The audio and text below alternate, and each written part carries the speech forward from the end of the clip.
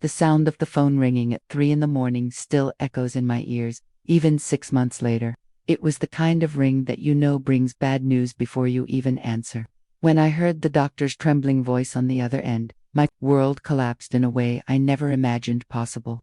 "Mrs. Williams, I'm so sorry to inform you that your husband didn't survive the injuries from the accident." The words seemed to come from far away, as if they were being filtered through water. David was dead. My David, who had left home just a few hours earlier to get ice cream because I was having cravings. David, who kissed my forehead and said, "I'll be right back, honey," with that smile that had melted my heart for 10 years. He would never come back. The days that followed were a blur of condolences, funeral arrangements, and paperwork. I moved like a ghost through our house, touching his things, smelling his scent, still lingering on his clothes. Emma, our 8-year-old daughter, cried every night asking when Daddy would come home. How do you explain to a child that her father will never come back? How do you find words for something you can't understand yourself? The funeral was a haze of mourning faces and uncomfortable hugs. I stood there, dressed in black, holding Emma's small, sweaty hand, trying to be strong for her when I was completely shattered inside. David was only 32. We had plans, dreams, a whole life ahead of us. We were going to travel to Europe next year, renew our wedding vows, maybe have another child. It all ended on a rainy Tuesday night. My father, Richard Blackwood, appeared at the funeral with his impeccable posture and expensive suit, offering condolences that sounded more like formalities than genuine feelings. It had always been like that with him. Everything calculated, measured, controlled. Even when I was a child, he was never the type of father who played or showed affection. My mother used to say he loved us in his own way, but after she died, when I was 16, even that justification disappeared. "Sarah," he said, his deep voice cutting through the murmur of conversations at the wake, "we need to talk about your financial situation." Financial situation. Not even a "how are you feeling" or "I'm sorry for your loss." Straight to the point. As always. "Not now, Dad," I murmured, still holding Emma against me. "We just buried my husband." "That's exactly why we need to talk," he insisted, his gray eyes cold as always. "You have responsibilities now. A daughter to raise, bills to pay. David may have been a good man, but let's be realistic about your financial situation." His words hit me like a slap. David worked as a high school history teacher, and I was a freelance graphic designer. We weren't rich, but we lived well. We had our house, a paid-off car, some savings. It wasn't luxury, but it was ours. It was happiness. "We were doing fine," I replied, my voice firmer than I expected, where he emphasized the word. "Now, you're alone with a child. David's life insurance will cover what? The debts, the mortgage. And then what? Do you think your sporadic design jobs will support you both?" Each word was like a needle prick. He was right about some things. I didn't know exactly what our financial situation would be from now on. David handled most of the household finances. I knew we had some life insurance, but I never delved into the details. Why would I? He was 32, healthy, active. Death wasn't in our plans. "I have a proposal," my father continued, lowering his voice. "You and Emma can come live with me. The house is big. You'd have everything you need. Emma could attend private school, have the best opportunities, and you could work at the company. The company, Blackwood Industries, the empire my father had built over 30 years in the construction business. He always wanted me to be part of the business, but I chose my own path. I married David at 22, graduated in design, built my own career, small, but mine. I have my own life, Dad, my house, my work." "What life?" The question came out sharper than he probably intended. "Sarah, be practical. You can't support that house with freelance work. Emma deserves stability." "Emma, always. Emma." He knew exactly where to press to make me bend.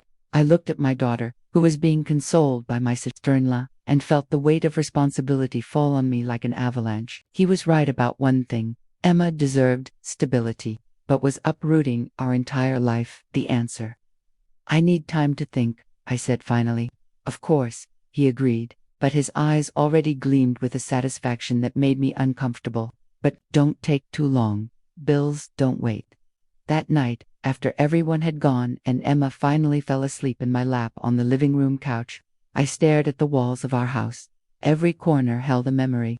The mark on the kitchen wall where David hit his head when he was fixing the cabinet. The photo of him and Emma at the park, both covered in mud after a rainy day. The garden he planted last spring, now starting to wither without his care. How could I leave all this behind? But when I opened the bills that were piling up on the kitchen table, reality hit me hard.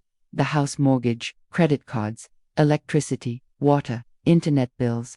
And that was just the beginning. I would have to handle everything alone now. I called Mark, the lawyer who handled David's will. He was kind, patient, explained everything in detail. The life insurance would cover the main debts and leave a little for an emergency fund. But it wouldn't be enough to maintain our standard of living for long. I would need to drastically increase my income or significantly reduce our expenses. Mrs. Williams, Mark said at the end of the conversation, I know it's a difficult time, but you need to make some practical decisions soon. The insurance company needs the documents by the end of the week. More deadlines, more pressure, more decisions I didn't feel ready to make. 2 days later, my father showed up at my door, unannounced. Emma was at school, and I was in pajamas, surrounded by papers trying to understand the family finances. He looked around the room with that evaluative look I knew so well. You look tired, was the first thing he said. I am tired, I replied, not caring to hide my exhaustion. That's why I'm here. He sat in the armchair that used to be David's favorite spot to watch TV. Seeing someone else there gave me a pang in my chest. I spoke with some lawyer friends of mine. Your situation is more complicated than you imagine. What do you mean? The house has a second mortgage that David took out 6 months ago. Did you know about this? The world seemed to spin. What? No, that's impossible. David would have told me. $50,000. Sarah, from what I found out, he used the money to cover some credit card debts and make some investments that didn't work out. My father took a folder from his briefcase. It's all here. My hands trembled as I leafed through the documents. It was true. David's signature, our house as collateral, everything official and registered. How had he not told me? Why hadn't he told me? He was probably trying to solve it on his own, my father said, his voice taking on a softer tone. Men do that sometimes. They want to protect their families from worries. The tears started falling before I could control them. They weren't just tears of sadness, but of anger, confusion, betrayal. David had hidden this from me. In the last months of his life, while I thought we were fine, he was dealing with this pressure alone. What does this mean? I asked, though I already knew it wouldn't be good.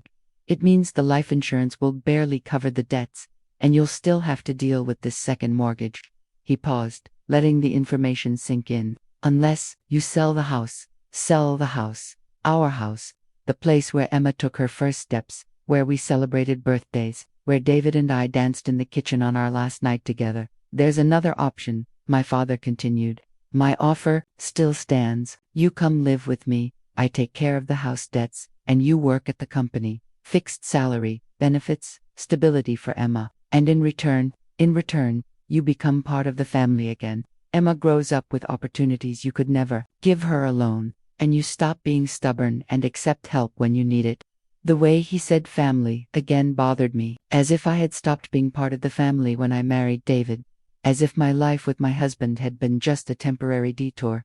I need to think, I said once more. Sarah, his voice became more serious. You don't have much time to think. The bank will foreclose on the second mortgage in 90 days if there's no payment. And trust me, they won't wait for you to make up your mind. After he left, I sat on the living room floor and cried. I cried for David, for Emma, for myself. I cried at the injustice of dealing with all this alone. I cried because my husband had hidden problems that were now mine to solve. That when Emma came home from school, I was still on the floor. She sat beside me and held my hand. Mommy, is everything okay? How do you answer that to an 8-year-old? How do you explain that nothing is okay and maybe never will be again? I'm sad because I miss Daddy, I said finally. It was true, even if it wasn't the whole truth. Me too, she whispered, but at least we still have each other. We still have each other. Those simple words from a child gave me more strength than all my father's offers. Emma was right. We still had each other, and that had to mean something. That night, after Emma fell asleep, I called my best friend, Jessica. I told her everything about the debts, about my father's proposal, about feeling completely lost. Sarah, she said, after hearing everything. You know he's always been controlling. Remember when you were dating David A. Do you think he's taking advantage of the situation? I asked.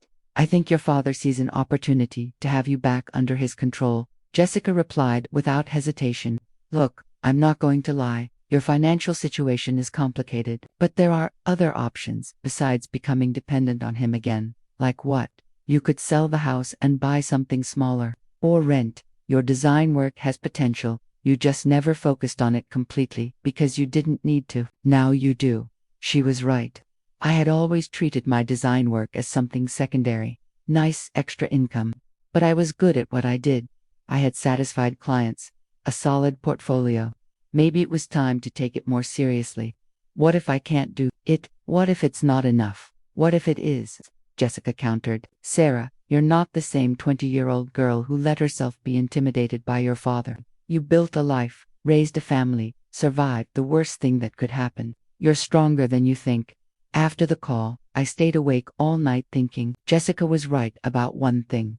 My father had always been controlling, and now, in my most vulnerable hour, he was trying to use my desperate situation to bring me back into his sphere of control. But what if he was also right? What if I really couldn't support Emma alone? What if my pride prevented me from giving her the best possible life? Morning came without me finding clear answers. Emma came down for breakfast with swollen eyes. She hadn't slept well either. In recent months, she woke up crying several times a week. Mommy, she said while stirring her cereal, Grandpa Richard said maybe we're going to live at his house. My blood froze. When did he tell you this?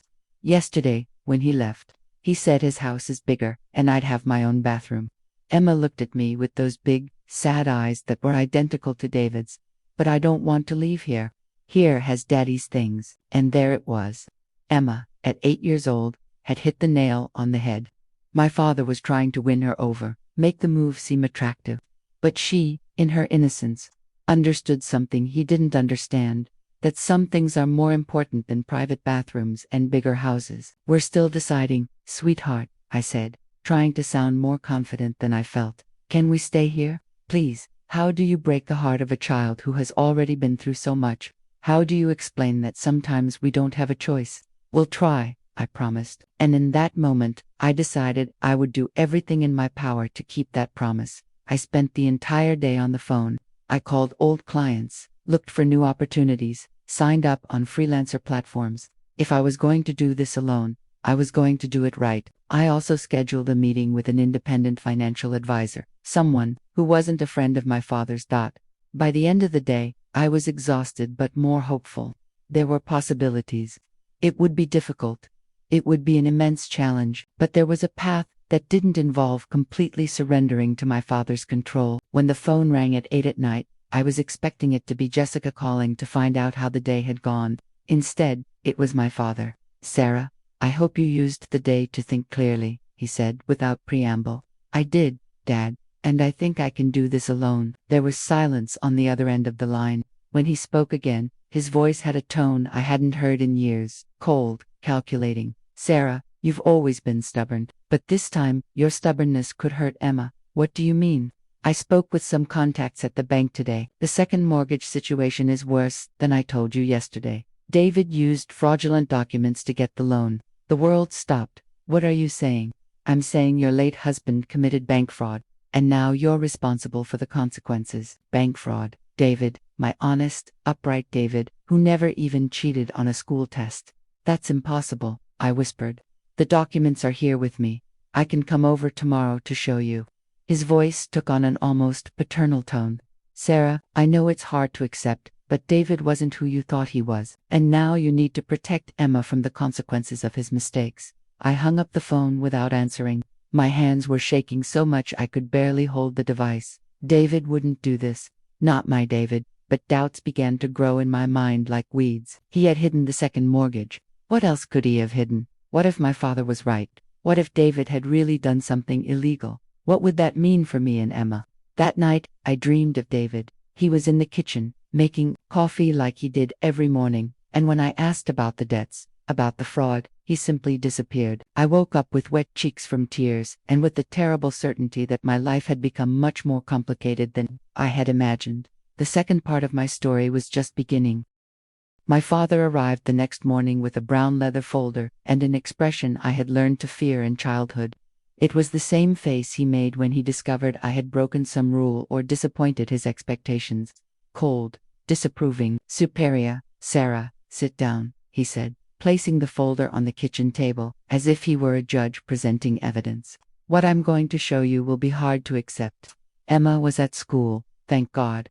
I couldn't handle this with her around." My hands trembled as I opened the folder and saw the documents spread before my eyes. Falsified income statements, employment records from a company that didn't exist, investment contracts in phantom projects, all with David's signature. "This can't be right," I murmured, picking up one of the documents. "David would never do this." "Sarah," my father sighed, as if he were talking to a naive child. "I know it's hard to accept, but the facts are there. David was desperate. You two had been having financial difficulties longer than you imagine. We were fine. I would know if we had problems, would you?" He raised an eyebrow. "Did you know about the second mortgage?" The blow was accurate. I didn't know. David had hidden it from me. So what else could he have hidden? "Look at this document," my father continued, pointing to a paper. "David invested money in a pyramid scheme. $50,000. Money he didn't have." My head was spinning. None of this made sense. David was cautious with money, sometimes overly so. He would research for weeks before buying anything that cost more than $100. "Where did you get these documents?" "I have my contacts. Sarah, the important thing is that now you know the truth." He leaned forward, his gray eyes fixed on mine. "The debt is real. The fraud is real. And now you need to decide what you're going to do. But if he really did this, if there's proof of fraud," I couldn't even finish the sentence. "Exactly. If this becomes public, you could face legal consequences. You could lose Emma." Lose Emma. The words fell like a bomb. My father knew exactly where to aim to make me most vulnerable. "But you can avoid all of this," he continued, his voice taking on an almost gentle tone. "Come work for me. Bring Emma. I'll take care of the debts, make all of this disappear. You know I have resources and influence to resolve this situation." I was cornered. If the documents were true, if David had really committed fraud, I could lose everything, not just the house, but possibly custody of Emma. My father was offering me a way out, but at what price? "I need time to process all of this," I said finally. "Of course, but remember, Sarah, time is a luxury you don't have." After he left, I called Mark, the lawyer. I explained the situation and asked if he could verify the authenticity of the documents. "I can, Sarah, but it will take a few days. And if it's true, double quotes," he paused. "You'll need a criminal lawyer, not just a family lawyer." Criminal lawyer. The words made me feel nauseous. That afternoon, I decided to do my own investigation. I went to the bank where David supposedly had taken the second mortgage. The manager, a kind, middle-aged woman, received me with condolences. "I'm so sorry for your loss, Mrs. Williams. Your husband was a very gentle man." "Thank you. I'm trying to understand some financial issues. Could you show me the documents for the second mortgage?" He hesitated. "Well, you weren't listed as a co-borrower, so technically, Please, I just need to understand what happened." After a few minutes, she returned with a folder. "Here are the original documents." I examined each page carefully. The signature was definitely David's. But something seemed wrong. The date was strange. The loan had been approved in just 2 days, when normally this process took weeks. "Is this normal?" I asked, pointing to the date. The manager frowned. "Actually, no. But your husband had a guarantor who expedited the process." "A guarantor? Who?" She flipped through the documents. "Richard Blackwood." The world stopped. My father had been the guarantor for David's loan. He had known about the second mortgage all along. "Are you sure?" I asked, my voice barely coming out. "Yes, it's right here." Mr. Blackwood provided the personal guarantee that allowed for quick approval. I left the bank with my mind reeling. My father had lied to me. He not only knew about the second mortgage, he had helped make it possible. Why? When I got home, I called David's cell phone. I knew he wouldn't answer, but sometimes I did it when I needed to hear his voice on voicemail. This time, instead of the familiar message, a recorded voice said the number was disconnected. That was strange. The cell phone bill was in my name. Why would they have disconnected it? I called the carrier and discovered the number had been cancelled the previous week by Richard Blackwood. My father had cancelled David's phone without telling me. He was erasing traces. That night, after Emma fell asleep, I went up to the attic and searched for documents David might have hidden. He was always organized, but maybe there was something that would explain everything. At the bottom of an old box, I found a sealed envelope with my name written by hand. Inside, there was a letter from David, dated 3 weeks before the accident. My dearest Sarah, if you're reading this, something has happened to me. I should have told you before, but I was trying to solve everything alone. Your father approached me 6 months ago with a proposal that seemed too good to be true. He said he wanted to help us pay off credit card debts and make some investments. I knew you wouldn't approve of involving your father in our business, so I accepted without telling you. It was the biggest mistake of my life. Sarah, your father deceived me. The investments were fake, the documents were fraudulent, and now I'm trapped in a snare he created. He has proof that I signed false documents, but I didn't know they were false at the time. He manipulated me, using my desire to give you and Emma a better life. I'm trying to find a way to prove his fraud. But if something happens to me before that, you need to know the truth. Your father planned all of this. He wants you and Emma back under his control, and he's willing to destroy our lives to get it. Don't trust him, Sarah, no matter what he says, no matter what evidence he presents against me. He's capable of things you can't even imagine. I love you more than anything in this world. Protect our Emma. David. My hands shook so much I almost dropped the letter.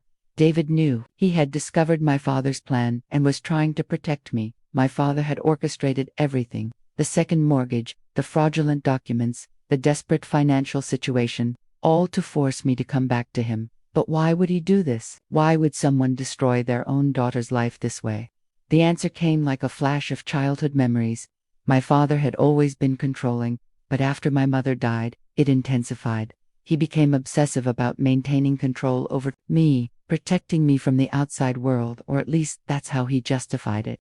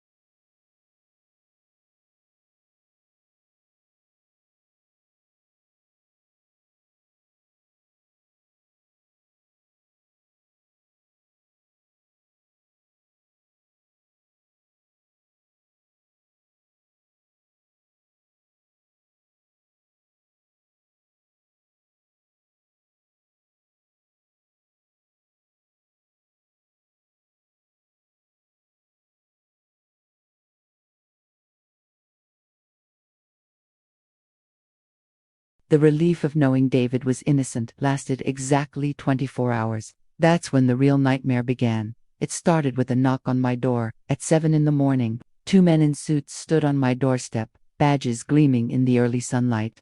Mrs. Williams, I'm Detective Morrison. This is Detective Chen. We need to ask you some questions about your husband's financial activities. My blood turned to ice. What kind of questions? May we come in? It's regarding some irregularities we've discovered in several investment accounts linked to your husband's name. I let them in, my hands shaking as I poured coffee. Emma was still asleep upstairs, and I prayed she would stay that way. Mrs. Williams, Detective Morrison said, opening a file folder.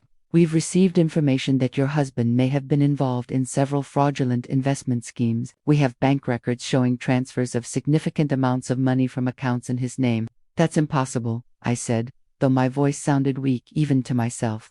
My husband was a teacher. He didn't have access to significant amounts of money, yet the records show otherwise. Detective Chen pulled out a stack of papers. Transfers totaling over $200,000 over the past 6 months. $200,000, the number hit me like a physical blow. Even if every allegation about David had been true, where would he have gotten that kind of money? I don't understand, I whispered. Mrs. Williams, were you aware of any unusual financial activity in your household? Large deposits, expensive purchases, anything that seemed out of place? No, nothing. We lived paycheck to paycheck. I stopped, remembering something. Who reported this to you? The detectives exchanged glances. We're not at liberty to discuss ongoing investigations, but the information came from a credible source. My father. It had to be my father. I need to call my lawyer, I said. That's your right, Mrs. Williams, but we hope you'll cooperate with our investigation. We're trying to determine if you were aware of your husband's activities. After they left, I called Mark immediately. They're investigating David for fraud, real fraud, not the fake documents my father showed me. Sarah, slow down. Tell me exactly what they said. I repeated the entire conversation, including the amount of money allegedly involved. This is serious, Mark said. If they have bank records showing transfers from accounts in David's name, someone has been very busy creating a false trail. But Sarah, listen to me carefully. This has your father's fingerprints all over it. What do you mean? Creating false bank records, establishing fake accounts, making it look like David was involved in major fraud that takes resources, connections, and expertise. Your father has all three. But why would he go this far? Because you defied him. You walked out of his office, refused his